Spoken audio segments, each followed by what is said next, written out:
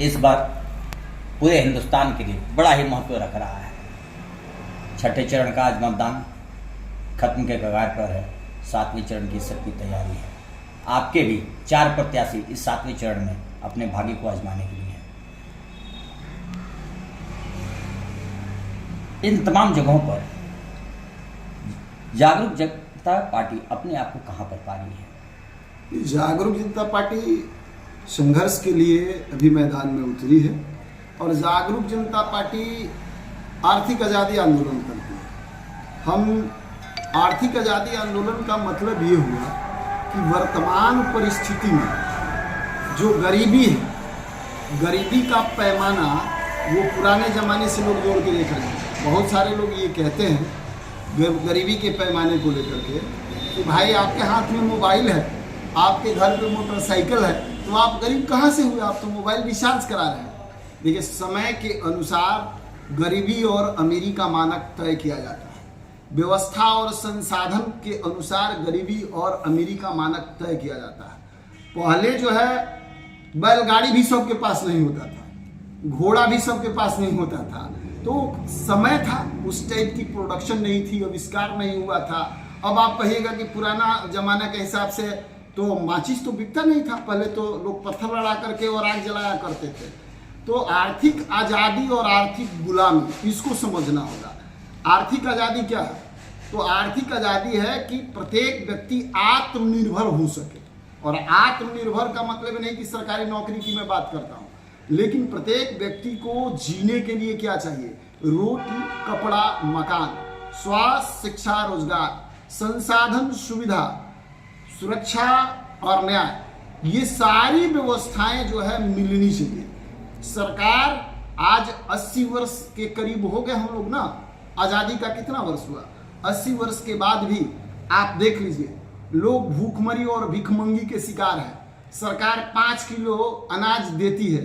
सरकार उसके हक और अधिकार की बात नहीं करती कि आप जो इस देश के वोटर हैं, इस देश के वोटर की आमदनी जो है, जो सरकार की आमदनी है, उस आमदनी को लूटने खसोटने के लिए 70% राशि भूखे को भोजन कराने के नाम पर और वस्त्र दान देने के नाम पर और विभिन्न प्रकार की लूट खसोट परियोजनाओं के नाम पर खर्च करती है, ताकि एक बार विधायक या एक बार कोई जनप्रतिनिधि चुन के जाने के बाद में हजारों हजार करोड़ रुपया की लूट खसोट की जा सके, बेईमानी की जा सके। और परिणाम यही है कि गरीब के नाम पर वोट मांगने वाला नेता गरीब के नाम से वोट तो मांग लेता है, गरीब का नेतृत्व तो करता है, गरीब से दलित और महादलित में कन्वर्ट हो जाता है, और वही नेता जो गरीब के नाम पर वोट मांगता है वह अमीर हो जाता है। एक छोटा जनप्रतिनिधि जीत करके जाता है तो 5 करोड़, 10 करोड़, 20 करोड़ का मालिक हो जाता है। विधायक जी जीत गए तो जितना तेज विधायक उतना हजारों हजार करोड़ का मालिक हो जाते हैं। परिणाम आपके समक्ष है। तो आर्थिक गुलामी की जंजीरों को तोड़ना हमने ठानी है, और इस बात को जो नहीं समझे वो समझ आइए कि उसकी खून नहीं ये पानी है। चूंकि न जाति, न धर्म, न संप्रदाय, न लिंग की भेदभाव, मानव है, मानवता के लिए, आपके लिए और आपके हक के लिए, आपके अधिकार के लिए। आपका विकास कैसे हो? आपके आने वाले अनेक पीढ़ियों को भीखमंगी नहीं करनी पड़े, भूखमरी का शिकार नहीं होने पड़े, इसके लिए जागरूक जनता पार्टी ने सिर्फ एक पार्टी है पूरे भारत में जो धर्मनिरपेक्ष और जाति निरपेक्ष पार्टी है, जिसका नाम है जागरूक जनता पार्टी, जो बिना जाति, धर्म, संप्रदाय के सभी के विकास के लिए आंदोलन करती है। सर, ये चीज बताया कि आरा से भी आपने अपने प्रत्याशी सुमित्रा देवी को अपने चुनावी रण क्षेत्र में उतारा है। जी। आरा का समीकरण कुछ अजीबोगरीब दिख रहा है, क्योंकि जाति समीकरण से भी अगर देख रहे हैं तो यहाँ पर मुख्य रूप से अगर देखा जाए तो 2 प्रत्याशी आमने सामने लोगों को दिख रहे हैं। एक तरफ तथाकथित कुछ लोगों के द्वारा कहा जा रहा है कि विकास पुरुष, वहीं पर इंडी गठबंधन के माले की तरफ से सुदामा प्रसाद जो विधायक भी रह चुके हैं।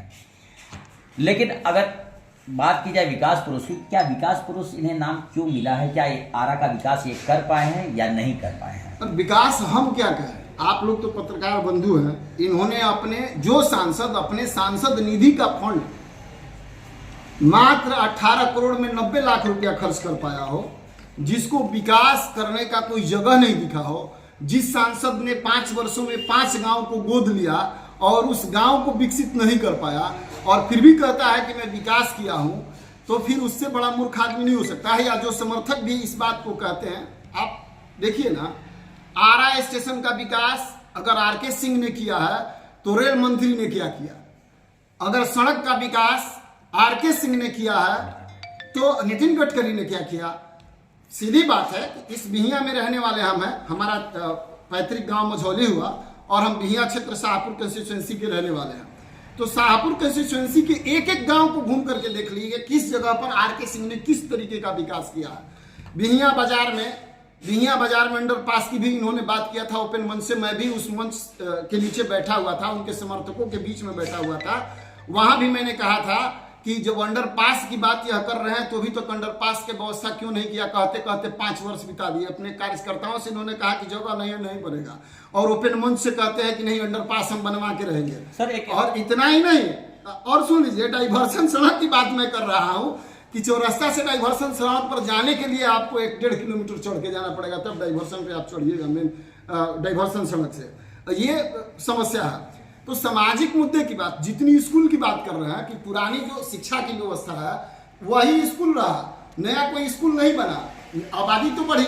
यहाँ स्टेशन पर पहले जितनी ट्रेन चलती थी इस रास्ते से गुजरती थी, उसमें से 5 ट्रेन इस रूट से हटा दी गई। बिहिया में पैसेंजर ट्रेन रुकती है एक, और उस पैसेंजर ट्रेन का किराया एक्सप्रेस के रूप में देना पड़ता है लोगों को। जो पैसेंजर 8 बजे जाती थी, जी अभी वर्तमान की मैं बात करता हूँ, 63-232 उसका नंबर है।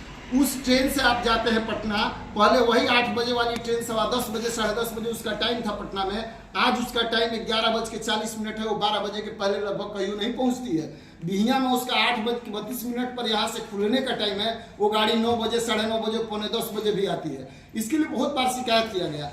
यहाँ बिहिया स्टेशन के लोगों को, बनाही स्टेशन के लोगों को, रघुनाथपुर स्टेशन के लोगों को, कारीसाथ स्टेशन के लोगों को, कुलाड़िया और कोइलवर के लोगों को यहाँ से खुलने वाली पैसेंजर ट्रेन जो कम से कम 5 एक्सप्रेस हटाए तो 5 को पैसेंजर दे देते उसके बदले, तब ना यहाँ संसाधन सुविधा आपके विकास पर बात होती है। ये बातें तो हैं, लेकिन सबसे अहम चीज़ है कि इन मुद्दों को आप ले रहे हैं, ठीक है, ये आम जन से जुड़ा हुआ मुद्दा, लेकिन सबसे बड़ा मुद्दा है कि आरके सिंह 3 विभाग के मंत्री।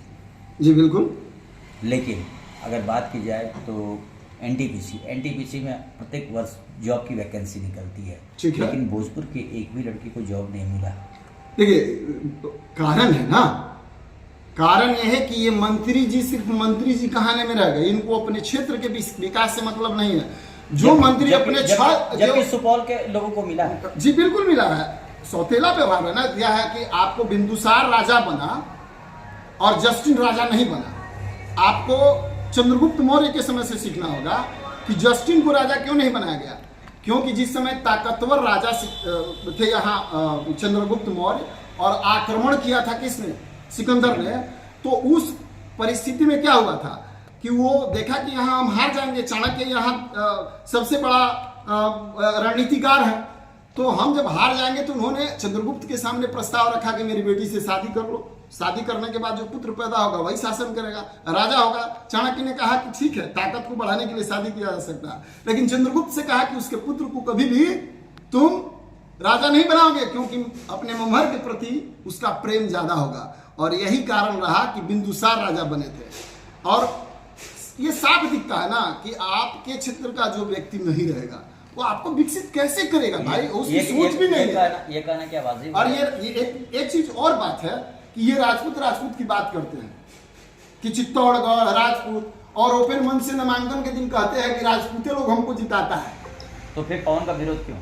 तो आप पवन का विरोध क्यों कर रहे हैं? इतना ही नहीं, जब ये बात आप कहते हैं तो आम जनता की क्या बात है। एक उनके सपोर्टर होते हैं ब्राह्मणों का फांसा से मुड़िए काटने की बात करते हैं, फिर ब्राह्मण और अदर कास्ट के लोग उन्हें समर्थन क्यों दे रहे हैं?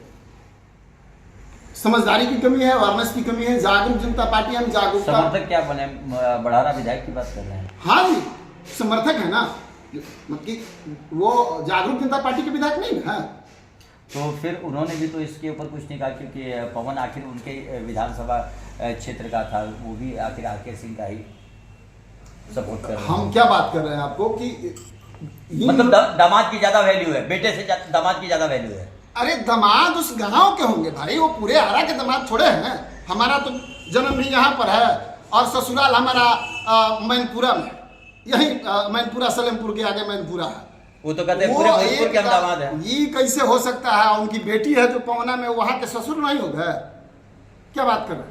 उनकी बेटी का शादी यहीं पर है आरा में, तो ससुर नहीं हो गए? ऐसा बात नहीं है। तो फिर तो उन्हें देना चाहिए। ये व्यक्तिगत रिश्ता है। ये आरा जिला का ना दामाद है ना आरा जिला के वो ससुर है। अगर ये बात है जिसको समझ में नहीं आता है वो समझ ले।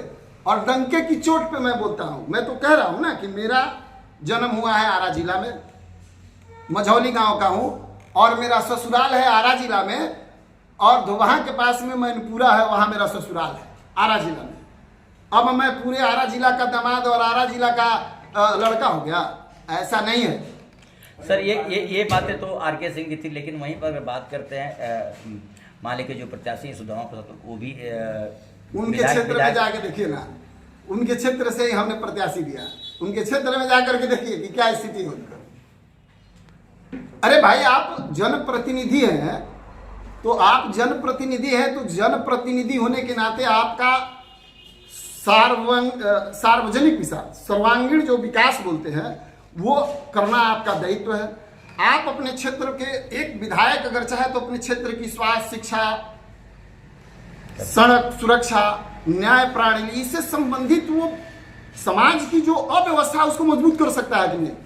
इन्होंने कितना किया? जाति, धर्म, संप्रदाय, अगड़ा पिछड़ा, तो ये इसी की लड़ाई से ये लोग लड़ करके दो प्रत्याशी हैं। मैं आपसे जानना चाहता हूँ, दो प्रत्याशियों 10 मार्क्स में से दोनों प्रत्याशियों को कितना कितना देना चाहेंगे? देखिए, हम प्रतिद्वंदी है, मार्क्स कितना भी दे देंगे तो लोग कहेंगे कि भाई ये फिर भी एक जो आंकड़ा आप बता रहे हैं, इस आंकड़े के हिसाब से क्या दिया? बिल्कुल इन लोगों को 1% भी देना ठीक नहीं है, क्योंकि इन लोगों की ऊंची दुकान है और फीकी पकवान है।